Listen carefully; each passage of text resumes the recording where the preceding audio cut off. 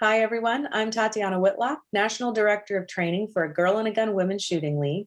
And joining me today is Morgan Ballis of Defensive Tactics and Firearms and Campus Safety Alliance. He'll be joining us at this year's national conference, RISE, to be held at Cameo Shooting Sports in Grand Junction, Colorado. It is a pleasure to have you join us for the first time in national conference, Morgan. We're thrilled to have you. Oh my God, I'm so excited. I was incredibly honored when you approached me, and I can't wait to get out there and just support a girl and a gun.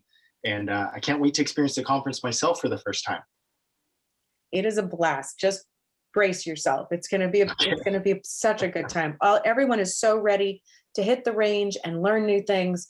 So tell us a little bit about your session, what's going to be covered in that session, because it's some great material, and what can the ladies expect? Yeah, so our session is action versus reaction. And what we're going to do is we're going to dissect the Tooler concept. And what the Tooler concept is essentially it's Sergeant Tooler applied the scientific method to determine what was a safe distance for officers. Essentially, at what distance did they need to keep a potential threat in order to have a chance to survive a deadly encounter, regardless of what type of weapon that threat was going to employ.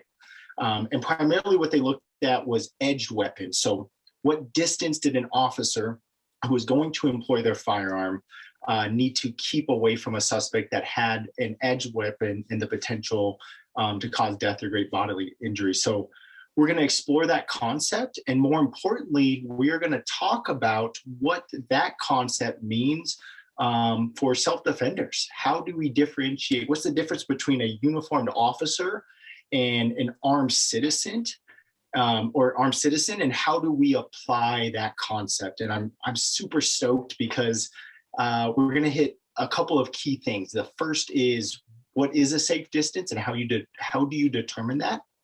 The second is, what can you do in a life-threatening encounter in order to position yourself to go from a reactionary mode to an action? How do you take advantage of the situation? And third, and in my opinion, most importantly, how do you articulate that, right? Because if I'm able to present my firearm and that ends the threat, how do I articulate on the back end, hey, this guy was at 10 or 15 yards, but this is still why I needed to take these steps for my own protection. And we're going to do some really cool scenario-based drills. It's going to be a lot of fun. I'm super excited. Now, you represent two outstanding entities that do some phenomenal training. Tell us a little bit about each one of those, and what's involved in both of them? Yeah, so I've been super blessed. After I got out of the Marines in 2015, I started Defensive Tactics and Firearms, and we were based in North San Diego County. We service primarily both San Diego and Riverside County in California. And we do anything and everything from first-time gun owners to concealed carry permits, instructor development. And we've had the opportunity since our inception to train over 4,500 citizens and military personnel and law enforcement officers. And then that led me down a path as well to begin consulting with schools in terms of emergency management. And that's what Campus Safety Alliance is. So we're a primarily K-12 emergency management consulting firm, but we also work with faith-based organizations. And I've been blessed to travel across the US and share my research with law enforcement in terms of active assailant response. So that's what we do. We're here just to empower people. Whether you have a firearm or you don't have a firearm, what knowledge and tools do you need to be able to go back home and hug your family at the end of the night?